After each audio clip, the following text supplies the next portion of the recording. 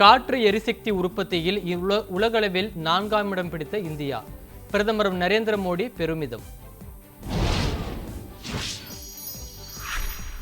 மத்திய மின் உற்பத்தி நிலையங்களிலிருந்து தமிழகத்திற்கு முன்னுரிமை அடிப்படையில் வழங்கப்படும் மின்சாரத்தை நிறுத்தக்கூடாது. பாமக தலைவர் அன்புமணி ராமதாஸ் அறிவுறுத்தல். விபத்துகளை தடுக்கும் வகையில் பட்டாசு ஆலைகளுக்கு மத்திய அரசு கட்டுப்பாடு விதிப்பு. காலை 11 மணி முதல் பிற்பகல் 3 மணி வரை பட்டாசு தயாரிப்பில் தொழிலாளர்களை ஈடுபடுத்தக்கூடாது என அறிவிப்பு.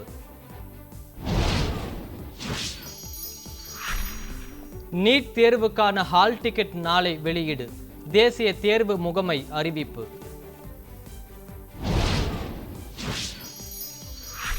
தமிழ்நாட்டின் உள் மாவட்டங்களில் அதிகபட்ச வெப்பநிலை 3 டிகிரி செல்சியஸ் வரை உயரும். வானிலை ஆய்வு மையம் தகவல்.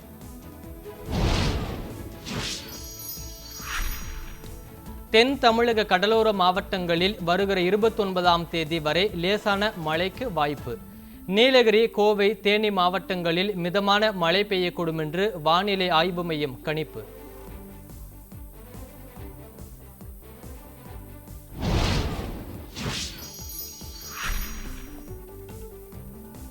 மதுரை மீனாட்சி சுந்தரேஸ்வரர் கோவில் சித்திரை திருவிழா கோலாகலம்.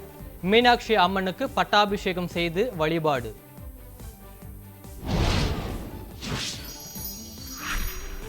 நாகை நெல்லுக்கடை மாரியம்மன் கோவிலில் சித்திரை திருவிழா கோலாகலம்.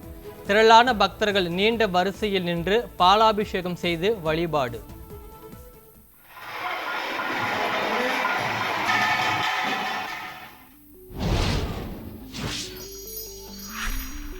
திருப்பதியில் ஏழுமலையான் பத்மாவதி தாயார் திருக்கல்யாண உற்சவம் கோலாகலம். மலர்கள், பழங்களால் அலங்காரம் களைகட்ட மனமுருகி வேண்டிய பக்தர்கள்.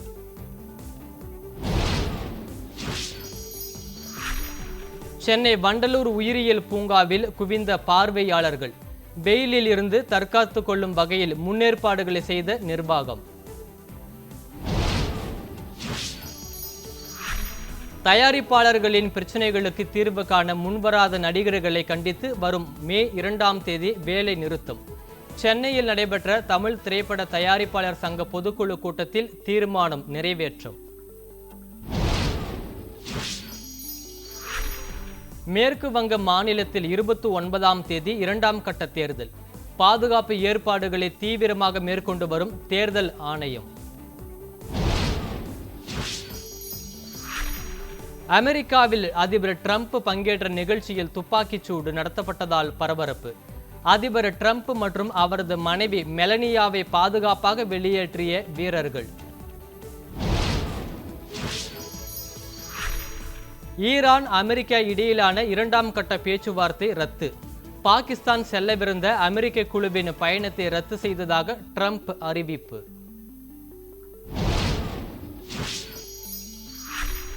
ஈரான் தலைநகர் தெஹ்ரானில் இருந்து மீண்டும் சர்வதேச விமான சேவை தொடக்கம். போர் நிறுத்தம் தொடர்வதை அடுத்து நடவடிக்கை. லெபனான் எல்லையில் போர் நிறுத்தத்தை மீறி இஸ்ரேல் தாக்குதல். அமெரிக்கா அறிவித்த போர் நிறுத்தத்தை மீறி லெபனானுக்குள் நுழைந்த இஸ்ரேலிய ராணுவ வீரர்கள்.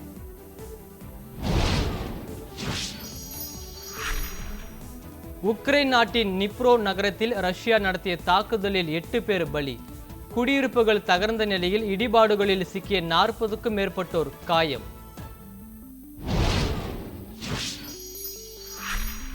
ஐபிஎல் போட்டியில் குஜராத் அணி அபார வெற்றி.